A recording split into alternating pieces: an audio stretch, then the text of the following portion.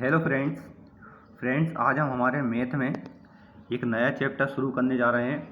और friend chapter का नाम है नाव एवं धारा। फ्रेंड नाव एवं और धारा से एग्ज़ाम में एक क्वेश्चन ज़रूर बन जाता है। तो देखिए मैं आपको एक बहुत प्यारा क्वेश्चन सॉल्व कराने जा रहा हूँ। क्वेश्चन दिया है फ्रेंड कि रवि नाम का एक लड़का है, वह अनुप्रभा मतलब धारा की दिशा, जैसे नदी बहती है तो नदी की दिशा में 9 किलोमीटर प्रति घंटा तथा प्रति प्रवाह मतलब नदी के विपरीत दिशा में 5 किलोमीटर प्रति घंटा की गति से नाव चला सकता है। स्थिर जल में रवि की गति ज्ञात कीजिए।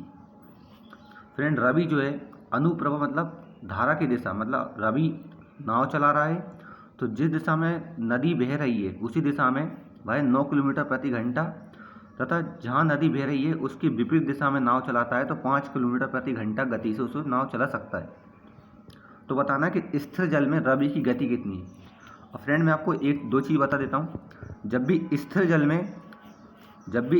में नाव की गति पूछे, स्थिर जल में नाव की गति, तो फ्रेंड स्थिर जल में नाव की गति के लिए जो सूत्र रहता है, स्थिर जल में नाव की गति के लिए हम जो फॉर्मूला यूज़ करेंगे वो होता है a+b/2।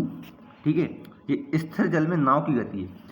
अब यदि फ्रेंड इसी क्वेश्चन में बोल देता कि धारा की गति बताइए, यदि इसी क्वेश्चन में बोल देता कि धारा की गति बताइए, तो फ्रेंड धारा की गति के लिए सूत्र कुछ नहीं है, बस इस प्लस की जगह आपको माइनस करना है, तो ये हो जाएगा a-b/2।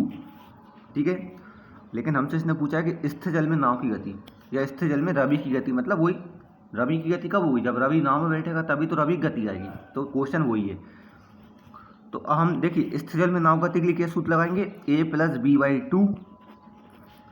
अब फ्रेंड देखिए इसमें जो a की वैल्यू है ना वो ये है हमारी, देखिए पहले वाली अनुप्रभा वाली 9, तो हम a की वैल्यू 9 रखते हैं। b की वैल्यू क्या है 5/2।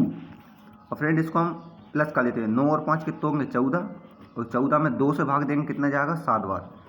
तो फ्रेंड हमारा 7 किलोमीटर प्रति घंटा ये हमारा क्या है, स्थिर जल में रवि की गति आ गई। ठीक है, लेकिन फ्रेंड यदि इसी क्वेश्चन में ये बोल देता कि धारा गति बताइए, तो हम क्या करते, धारा गति के लिए इन दोनों को माइनस करते a-b। तो देखिए 9 में से 5 माइनस करेंगे तो ये हो जाएगा 9 - 5/2।